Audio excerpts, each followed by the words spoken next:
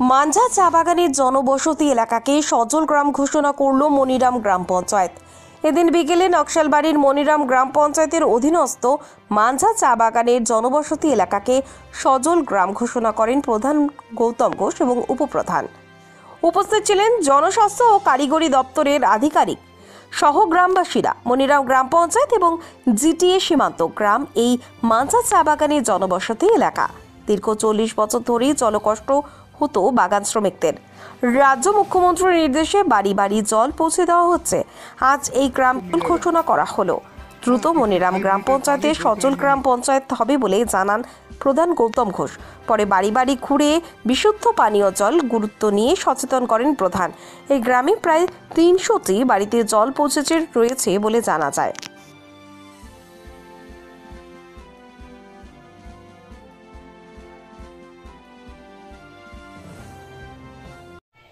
দেখুন, জলের সমস্যা বলতে মাঞ্ঝা যেটা আমাদের মাঞ্ঝা সংসদ, যেখানে আমরা আজকে দাঁড়িয়ে আছি, এটা মনিরাম অঞ্চলের শেষ প্রান্ত এবং এরপর থেকে আমাদের জিটিএ শুরু হয়। মনিরাম গ্রাম পঞ্চায়েতের বর্ডার এটা, এবং সব থেকে হাইল্যান্ড।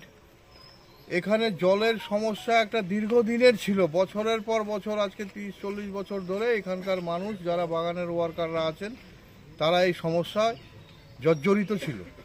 আমি 2015 সালেও যখন আমরা নির্বাচনে আমরা জিতে আসি, আমি উপপ্রধান ছিলাম, তখনও আমরা মাক টিউবওয়েল এর মাধ্যমে জলের পরিষেবা দিয়ে চলেছিলাম কোনোভাবে। কিন্তু পরবর্তীতে যখন জনস্বাস্থ্য কারিগরি দপ্তর থেকে পিএইচির মাধ্যমে ঘর ঘর জল প্রকল্প চালু হলো এবং রাজ্যের মুখ্যমন্ত্রী তথা মমতা ব্যানার্জির নির্দেশ, প্রত্যেকটি মানুষের ঘরে জল পৌঁছাতে হবে এবং প্রত্যন্ত গ্রাম থেকে চা বলয় থেকে প্রত্যেকটি মানুষ যাতে বিশুদ্ধ পানীয় জল পায়, এবং সেই অনুসারে আমাদের মাঞ্ঝা সংসদে পিএইচির কাজ চালু হয়।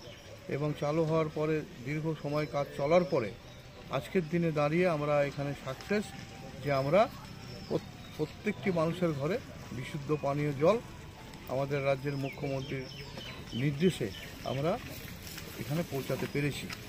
এবং আমাদেরও খুব আনন্দের বিষয়, ভালো লাগছে যে এখানকার মানুষ যে জলকষ্টে ভুগত, সেটা আজকে আমরা শেষ করতে পেরেছি। এবং সেই অনুসারে আজকে মাঞ্ঝা মৌজায় আমরা সজল গ্রামের গ্রামসভার ডাক দিয়েছিলাম, এবং গ্রামসভার মাধ্যমে গ্রামের সমস্ত মানুষকে নিয়ে গ্রামসভার মাধ্যমে, এবং সেখানে উপস্থিত ছিল আমাদের পিএইচি দপ্তরের আধিকারিকরা এবং আমাদের মনিরাম গ্রাম পঞ্চায়েতের উপপ্রধান এবং এখানকার নির্বাচিত প্রতিনিধি এবং গ্রামবাসীরা সকলে মিলে সকলের উপস্থিতিতে আমরা আজকে মাঞ্ঝাতে সজল গ্রাম ঘোষণা করলাম। কটি বাড়ি রয়েছে এবং কটি বাড়ি জল পাচ্ছে? না, জল তো আপনার মোটামুটি 100%ই পাচ্ছে, 100% বাড়িতেই পাচ্ছে এবং প্রত্যেকটা বাড়িতেই পৌঁছে গেছে। কোনো জায়গায় 1-2 হয়তো ফলের ডিস্টার্ব আছে, সেগুলো পিএইচি ডিপার্টমেন্টের সঙ্গে কথা হলো, সেগুলো তারা কাল ঠিক করে দিবে। এবং এর সঙ্গে আমরা শুধু মাঞ্ঝা নয়, আমরা এর আগে ছোট মনিরামকে সজলগ্রাম, মনিরাম অঞ্চলে ছোট মনিরামকে আমরা সজলগ্রাম ঘোষণা করে দিয়েছি। এবং গতকাল আমরা শিবর মৌজা মিনি প্রজেক্ট একটা হয়েছিল, সেখানে শিবর মৌজাটাকে আমরা সজলগ্রাম ঘোষণা করেছি। এবং রকমজোতের ছোটাগঞ্জ মৌজা, সেখানে একটা মিনি প্রজেক্ট হয়েছে, সেটাও সাকসেস আমাদের, সেটাও আমরা ঘোষণা করেছি। এবং আজকে আমরা এখানে মাঞ্ঝা মৌজাটা করলাম, এখন আমরা আর একটা মৌজা করব, সেটা বেলগাছি সংসদের শিশিরিয়া মৌজা, সেখানেও আমাদের যা ক্রাইটেরিয়া ছিল সেটা কমপ্লিট হয়ে গেছে, সেটাকেও আমরা করছি। এবং আমরা আশাবাদী যে আপারময় মনিরাম আমরা সজল গ্রাম পঞ্চায়েতে আমরা বাস্তবায়িত করব খুব শীঘ্রই।